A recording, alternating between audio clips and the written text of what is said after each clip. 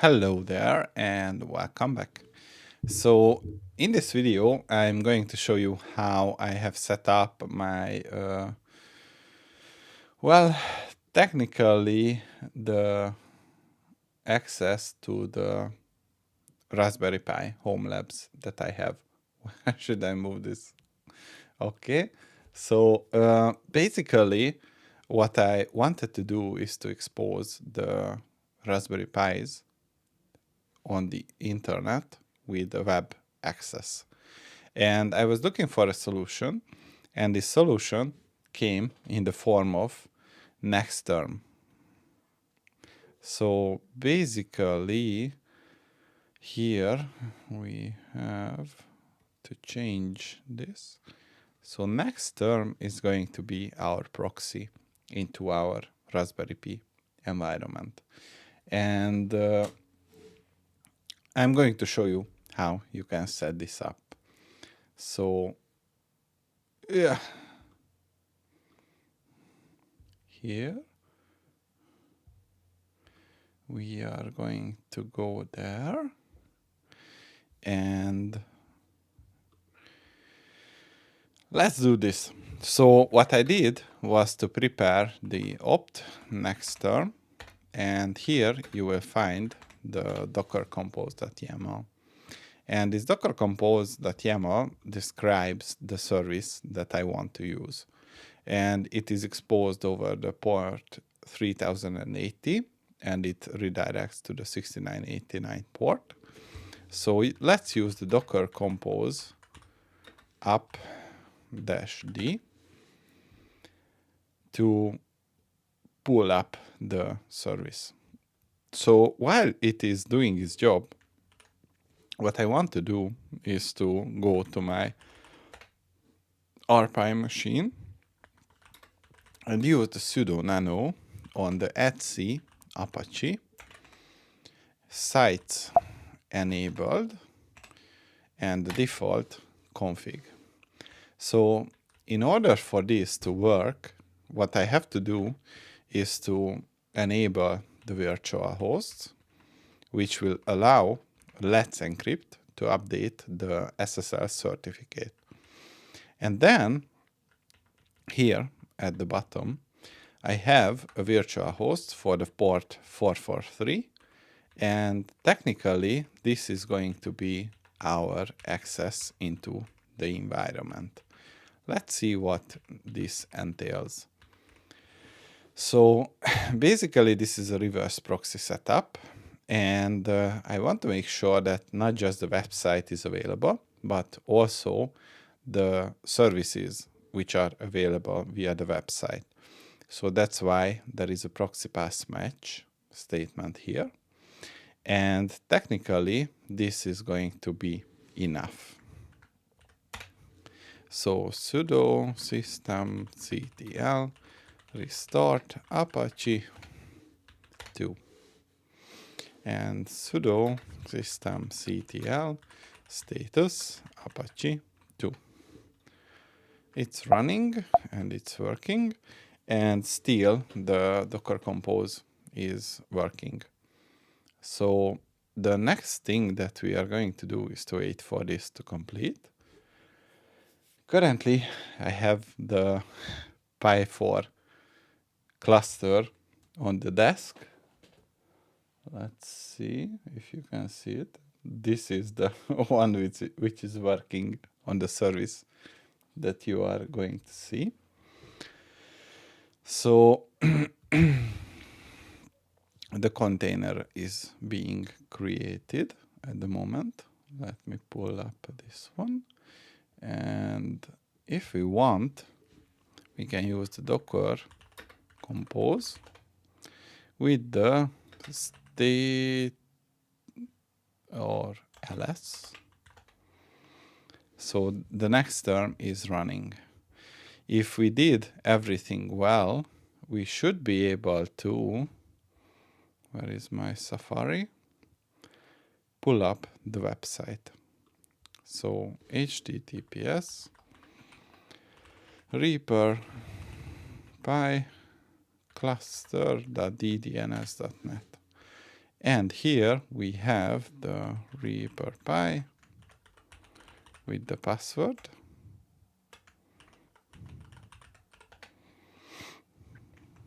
And this is not working.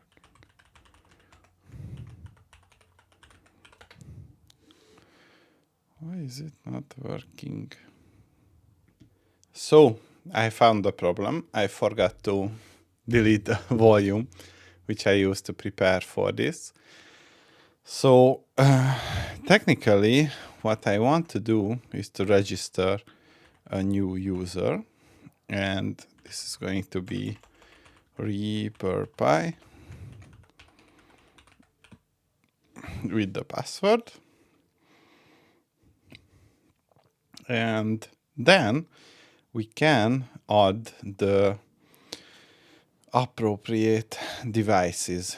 So let's see what we have here. What I'm going to do is start it as a daemon, so it can serve evidently. And then what we can do is to copy the ID RSA to the desktop. So -d. Good.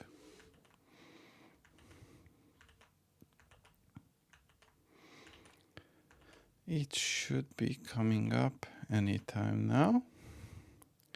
So here we are in there. And what I want to do is to create some servers. So right click, create folder, Raspberry Pi 4 cluster.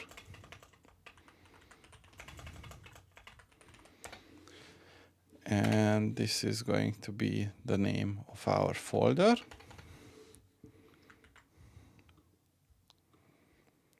New folder, rename Raspberry Pi 4 cluster. Why? What is happening? That's new folder, Raspberry Pi 4. Good. Create a server. Server name Raspberry Pi 4. And we are going to use the 192.168.50.250 and SSH. And the identity is going to be a key file. And we are going to upload the key file from the desktop, ID RSA and Pi. And that's the way we create it. And if you double click on it, we are in the Pi 4. So let's do this for the rest of the Pis. So ping Pi 1. And there we go. So new server. Pi 0, 1. And this is going to be the IP.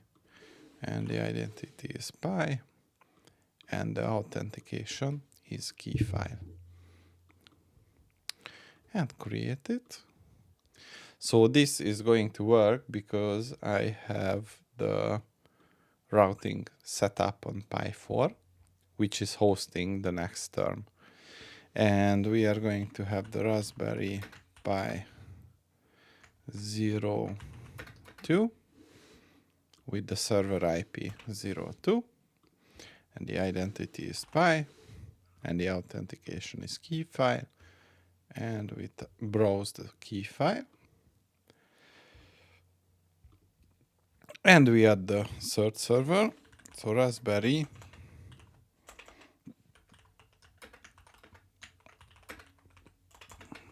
pi 3. Identity is Pi, and the key file is IDRSA. And the last one, which is the fourth, Raspberry Pi 04. this is the IP04, and the identity is pi, and the key file is what we browse. Upload, create. So now we should be able to access every Pi0 running on the Pi4. And the last thing is a new folder, Raspberry Pi 5. And we create a server which is called Pi 5. How should we call it? Oh, let's just call it Pi 5. And 192.168.50.80. And the identity is a bit different. So the key file is going to be the same. That's going to be the Pi 5. And we are going to add the Pi 5 NAS. So Pi 5 NAS 192.168.50.72 with the identity and the password and the key file, and just create it. So Pi 5 NAS, it's also working. And the last thing that I want to show you is going to be the, what is it? Settings and enable 2FA. So what I will do is go to my authenticator and delete the Nexterm up. And I'm going to add the new one, personal account scan QR code. And I'm going to scan whatever is on my screen. And I should be able to enter the 435497. Enable. So 435497.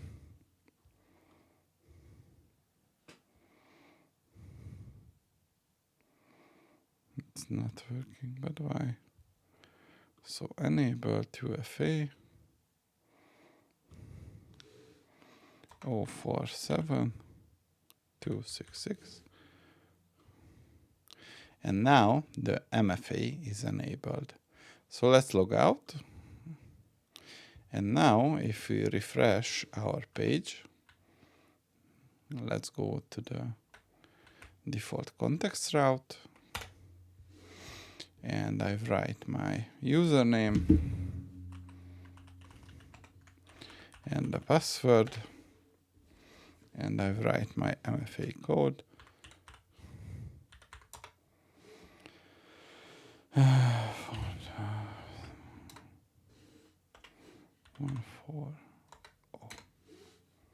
And I am in. So technically, this is how I planned to set up the access to the Raspberry Pis. That was all. See you in the next one.